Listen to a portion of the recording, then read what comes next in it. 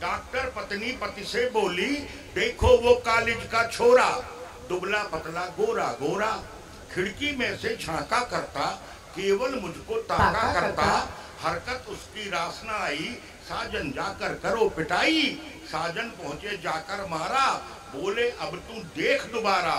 लड़का बोला, पहले वह तुम बोर्ड उतारो, फिर देखूं तो मुझको मारो। पति ने पत्नी का बोर्ड निहारा, जाकर फौरन बोर्ड उतारा, लिखा हुआ था महिला डॉक्टर, समय देखने का 8 से 12।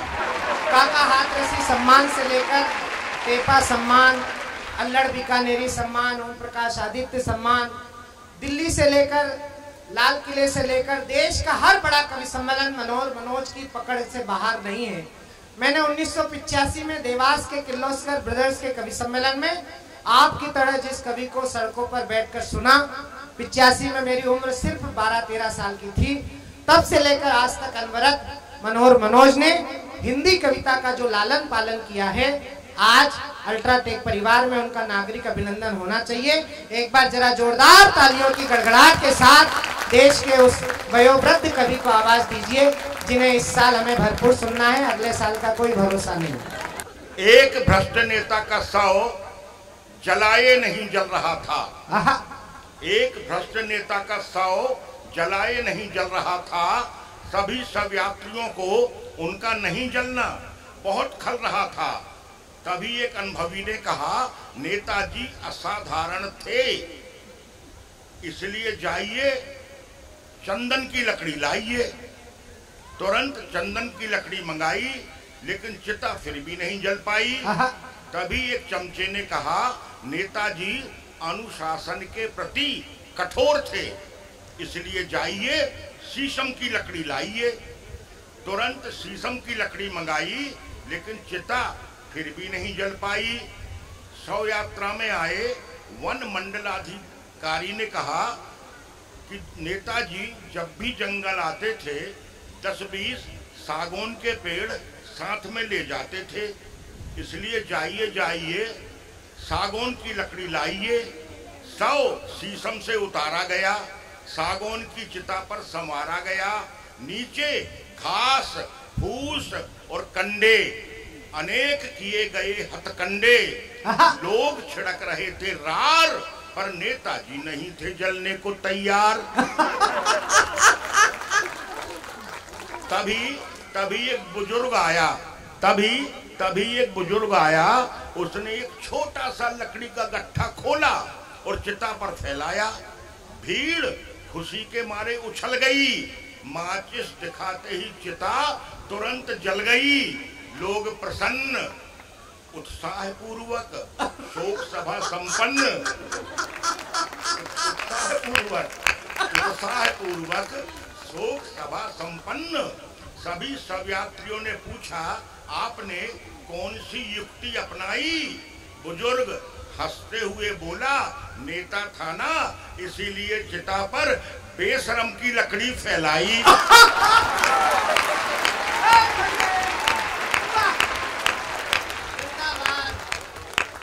नेता था ना, इसीलिए चिता पर बेशरम की लकड़ी फैलाई। अब आप जाएं और जब भी किसी भ्रष्ट नेता को लाएं तो उसे जलाने के लिए चिता पर बेशरम की लकड़ी जरूर फैलाएं, जरूर फैलाएं, जरूर फैलाएं। मित्रों, एक अभिधा का और उदाहरण भाषा विज्ञान की बात है। हाँ। जवान बेटा सुबह काम पर जाता, ऑफिस जाता, शाम लौटता है। घर में बूढ़ी माँ बोलती है बहू से कि बेटा सुबह का गया है, शाम हो रही है, थका मांदा आता होगा, उसके लिए चाय बना देना। स्वाभाविक है। अब मुझे ताज्जुब इस बात का होता है कि जो पुरुष सुबह काम पर जाता है, शाम लौटता है, थका तो हो सकता है, मादा कैसे हो जाता है? ये भाषा विज्ञान की बात है। सुनिएगा। डॉक्टर पत्नी पति से बोली, डॉक्टर पत्नी पति से बोली, देखो वो कॉलेज का छोरा, दुबला पतला गोरा गोरा, खिड़की में से झांका करता, केवल मुझको ताका करता, हरकत उसकी रास न आई, साजन जाकर करो पिटाई, साजन पहुंचे जाकर मारा, बोले अब तू देख दोबारा। लड़का बोला पहले वह तुम बोर्ड उतारो, फिर देखूं तो मुझको मारो। पति ने पत्नी का बोर्ड निहारा, जाकर फौरन बोर्ड उतारा। लिखा हुआ था महिला डॉक्टर, समय देखने का 8 से 12।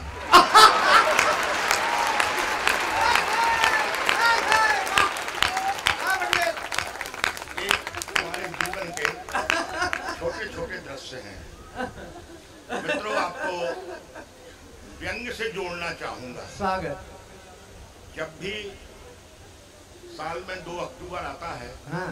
और मैं गांधी जी के चित्र को देखता हूँ, तो मुझे लगता है इस बूढ़े आदमी से इतनी बड़ी गलती कैसे हो गई। शीर्षक है गांधी जी का चौथा बंदर। वाह। सुनिएगा। स्वागत स्वागत।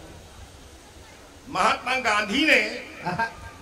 गांधी ने इस देश में अगर और जिया होता तो हमें अपना चौथा बंदर जरूर दिया होता। चीन से मिले गांधी जी के 3 बंदर, किस्मत के सिकंदर। एक बंद किए है मुंह, दूसरा आंख, तीसरा कान, और चौथा जब देखता हिंदुस्तान तो राजनीति के संपूर्ण परिवेश को जिए होता, और इस देश के नेताओं के चरित्र की बदबू से चौथा बंदर अपनी नाक को बंद किए होता।